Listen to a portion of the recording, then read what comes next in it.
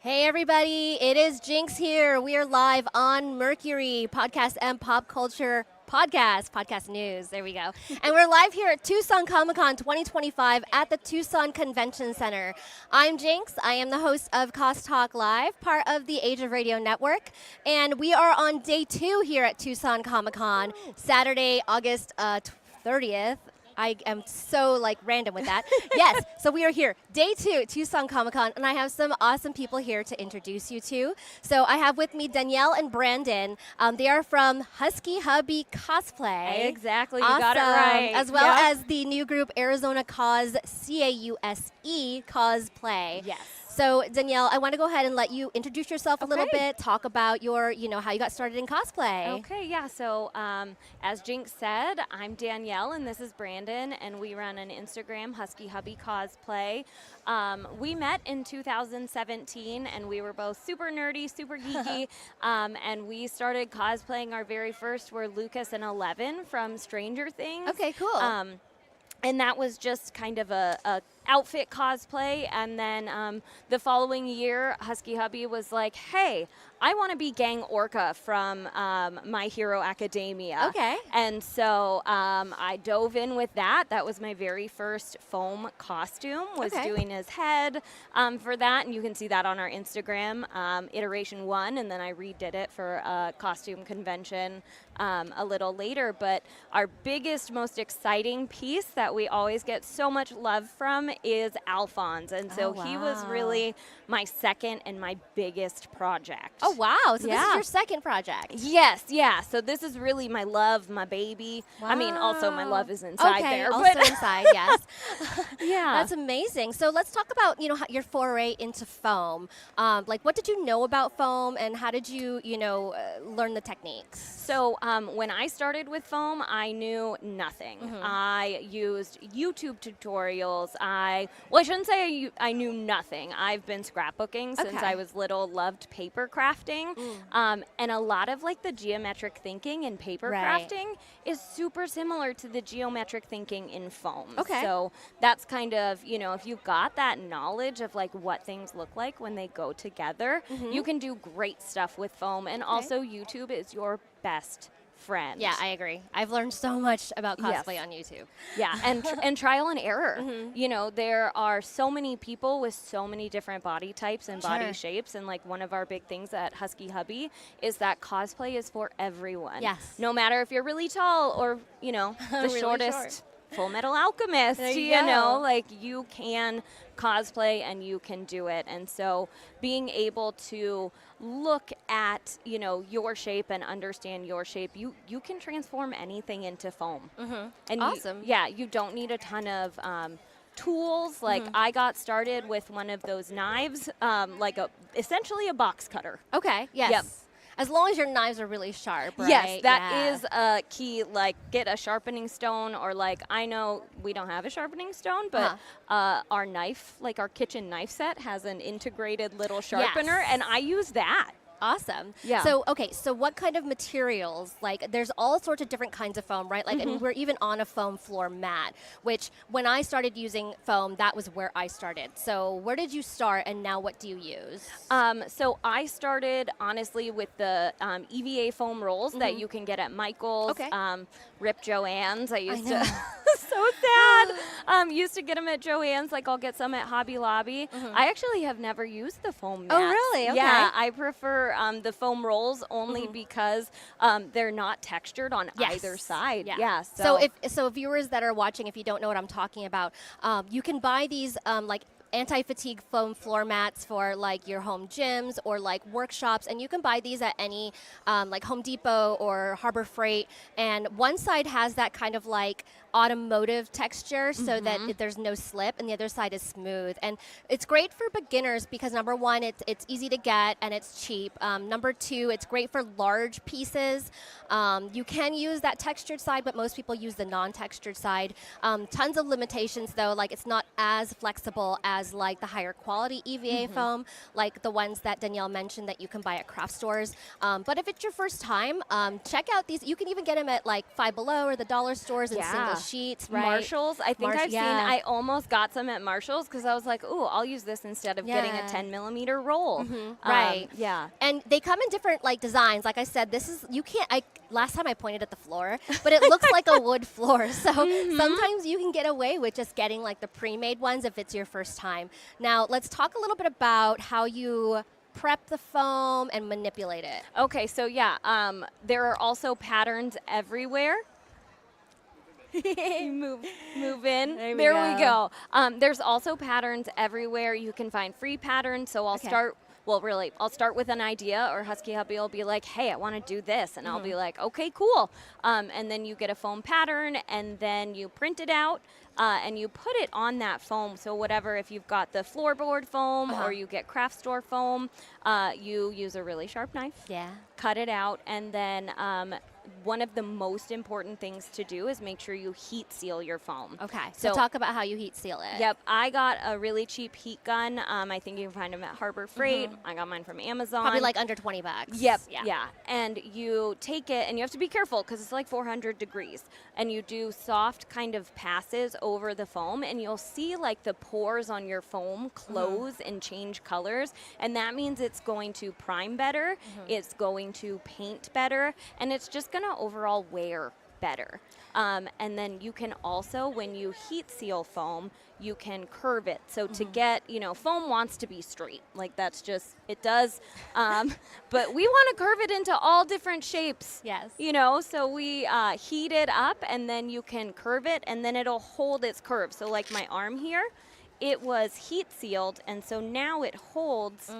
It holds kind of that curve there. Exactly. Yeah. Now, when you're doing these kinds of things, make sure that you're wearing the proper protective materials because foam can emit some like noxious gases. It is a plastic, it's a chemical material, so just make sure you're doing everything safe in a well-ventilated area. And also, if you're dealing with any kind of heat, be sure to have, some sort of like oven gloves or other heat protective gloves while you're working with the foam. So, can you take that off again? Yes, absolutely. Because so floor mat foam is probably about like 1.5 inches thick. Yeah. So and it doesn't fold as well as like the craft foam, but you can see this one's like maybe like a 2 or 3 millimeter. Probably this is probably 2 millimeter. Yeah, so a 2 millimeter you can see is a lot easier to manipulate. And when you heat seal it, this comes in a roll, right? But it's pretty much straight, and now it won't move in this shape. So always good to be able to take the different thicknesses to what you need, and of course the thinner the material, the easier it will be to manipulate, right? Yep. Yeah. And then there's also another really cool type of foam too that I'll use for details is like what I did on these fingertips is actually the moldable EVA foam. The foam clay. Yeah, right? foam clay, yes. Yeah. I love foam clay. That's actually my favorite form of foam. Yeah, you can sculpt it. You can, I put a rubber glove on and I did these fingers because trying to also get like circular finger kind of shapes is so difficult. But if you can just squish and pinch it around what you need it to, it's perfect. Yeah, so foam comes in all these different thicknesses, right? Like I said, like the floor mat foam is like about 1/2 inch. They do like a 1 millimeter. You can even find these in the craft stores in where they have like the construction paper, more of like the kids crafts. They come in like sheets of like 8x10, right? Yes. And they're like 1-2 millimeter thick if you're doing some like simple details. But they have this thing called craft foam clay, which now comes from a bunch of different brands. There are different kinds of qualities. I agree. Yeah, like actually my favorite quality is from the Cosplay Pros. Have you heard of them? I have not. They're actually based in Arizona. Are they? Yeah, so I guess this is a free plug for the Cosplay Pros. But they do have high quality foam, EVA foam, and I think their foam clay is the best that I've worked with. Okay. Yeah, because foam clay comes in different densities. Clearly, the cheaper that you go, the lower quality, which is fine because sometimes you need fillers, right? Yep, you need fillers or you need just something to start with. Like the biggest thing about starting with foam is just dive in. Right, right. And the foam clay is great because it dries, it air dries. You can put it in any shapes, just like Danielle said. A lot of times when people make these armor pieces, this is all foam, right? Yeah, so the fingertips are the foam clay, and then the rest of it is 2mm EVA foam glued on with, they make fabric glues. So bring your hand up Yep. here. And then, so talk about how you constructed this glove. Okay, so this glove, I used a glue that is like a fabric glue that bonds to anything. Okay, do you know what it is? It's called Gutermann. I know they sell Gutermann here in the U.S. Yeah, it's a German It's a glue. German Okay. glue. Yeah, I imported mine from Germany just to make sure I was getting like the right formula. Makes sense. Ed and Al are so big for us. Uh-huh.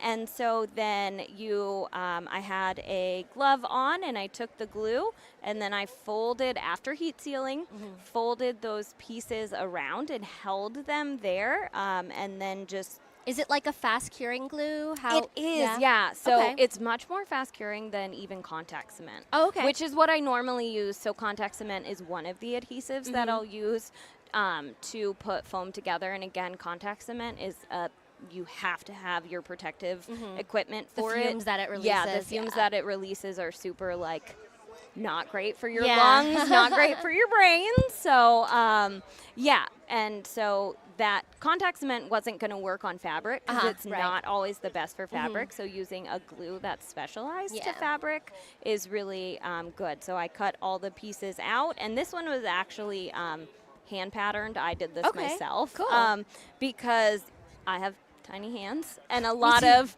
a lot of patterns are made for bigger hands. They are. Yeah. And so being able to scale things, the details on it also, you don't have to get super fancy.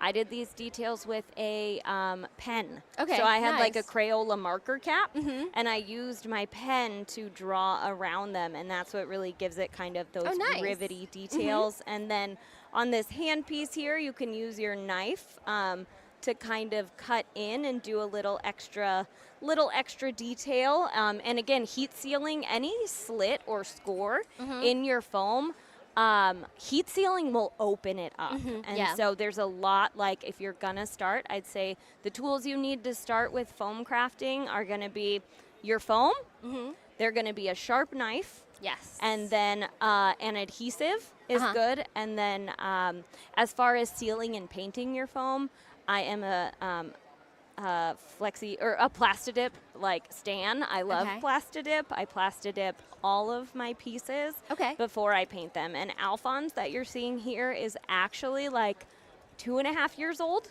Oh, wow. Okay. And we take him to a ton of different cons. Alphonse has been on airplanes. Oh, wow. In checked baggage. Okay. And so foam is just wonderful for that as well. Okay, so talk a little bit about how you started this process, because if you can see it on camera, but I'm looking down and up, and it's the whole thing is massive and amazing. So if you can start us through quick steps from the beginning to the end. Okay. So again, got a pattern. Put that pattern on the foam, cut it out. The original pattern that I got did not fit Brandon, and so I had to restructure it using poster board. I used poster board to add different, I don't know if we can, to add some extra panels in here. I don't know if you can see, yeah, there's different extra panels we had to add to give him, and so don't be afraid to add extra things to it. And then after he was all formed, I glued him together. Important things are registration marks to make sure they're painted over now, but they make sure that your pieces go together.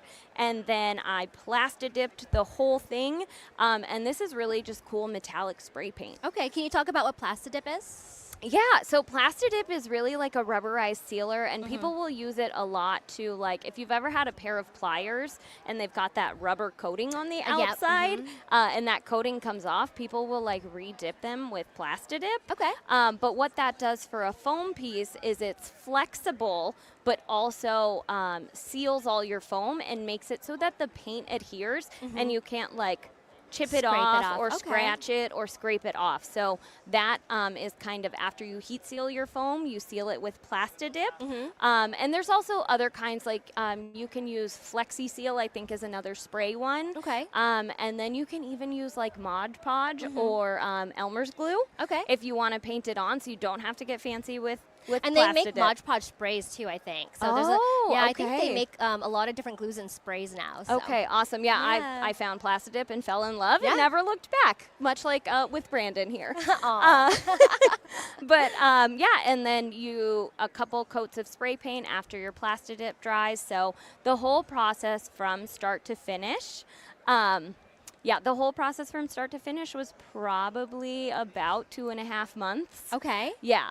Don't let that scare you. I also have a full-time job. Okay. So it was all within that. Okay. So, great. yeah. And so I see a couple things here. He's actually wearing something underneath.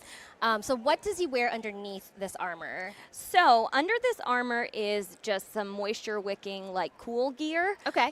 Typically we wanted him to be able to hear, but typically he also, you have your fan on still. We just didn't turn it on. Yeah. Oh no. So he's got a fan under there and another chest fan. Are you okay? Okay. Yeah. No, I totally get it if you're feeling warm. These lights are warm. Because we're from Phoenix, and it gets really hot there, and so the fans are there to keep him cool, and then the moisture wicking kind of undersuit. Is anything attached to the suit, or is it all separate? So he has a harness, so we made a harness. Okay, cool. And so it's hard to see. Yeah, I don't know if you'll be able to see it, but there are, it's a crossback harness. Okay. And then the legs are attached with with buckles. the buckles? Yep. Yes. And Okay, then we've got Velcro here. Uh-huh. I'm a big fan of snaps. Okay. So like his arm attaches to his shoulder Okay. with I gotcha. like Elastic snaps, and snaps. elastic Okay. and snaps. Cool.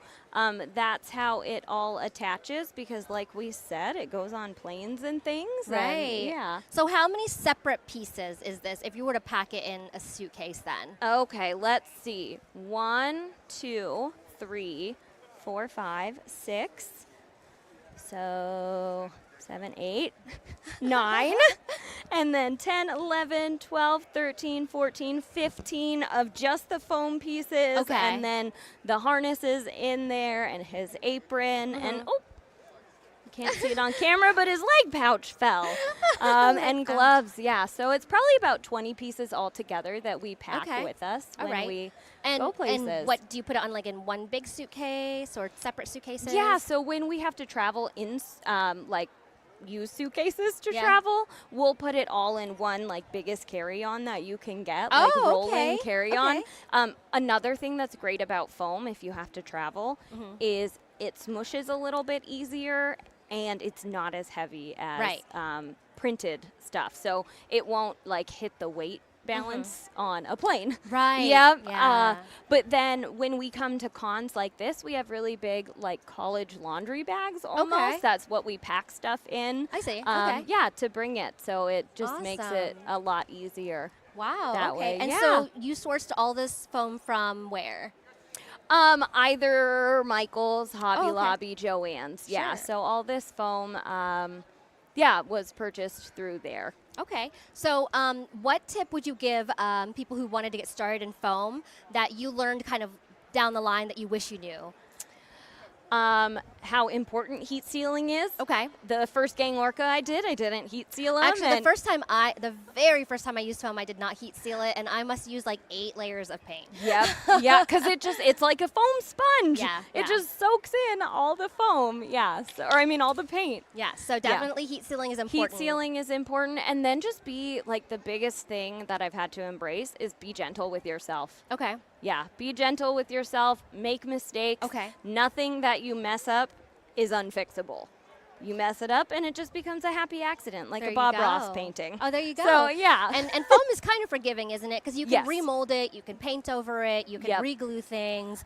If things don't fit, you can add extra panels. Mm-hmm. So the biggest tip is just jump in and get started. If you're thinking about doing it, the best time to do it is now. Now. Now. Yes. And Brandon, did you have anything else you wanted to add? You want to? Oh, here. You said No, this has been great. Yeah, just jump in. Anybody can cosplay, and Doesn't matter how big or small you are. It's for everybody. It's very inclusive. Cool, cool. And foam can be for anything. I even Yes. use foam to the smallest details on other things. And when you were talking about glues, so Gutermann is the glue that you like to use for fabrics. Yes. Now, we did talk about contact cement a little bit. If you're not familiar with what that is, it's like the two-piece glue that you would put on one side and the other side, and then you would wait and then stick them together. They're not as good with fibrous materials like Yep. fabric, Fabrics. but they're perfect for foam, For foam. right? Yep. Yeah. Okay, yeah. Any other last minute tips that you want to share about foam? Have fun with it. I mean, that's always my biggest tip Yeah. is to have fun. Do characters you enjoy, do things that make your heart happy, and have fun. Yeah, so where can we find you guys online? We are on Instagram at Husky Hubby Cosplay. And then we actually just started a YouTube channel too, where Oh, cool. we're going to be doing like vlogs and things. So that also is Husky Hubby Cosplay. So, All and then right. we are members of Arizona Cosplay, as you said, CAUSE. And just quick, what's Yes. that about? So it's a group of people who love to cosplay and also love to help out the community. So we're here with a booth with them, and we want to start getting into more events. And we did Little Heroes this morning, Yes. and that was wonderful. Awesome. Yeah, and so we have a booth here at Tucson Comic Con.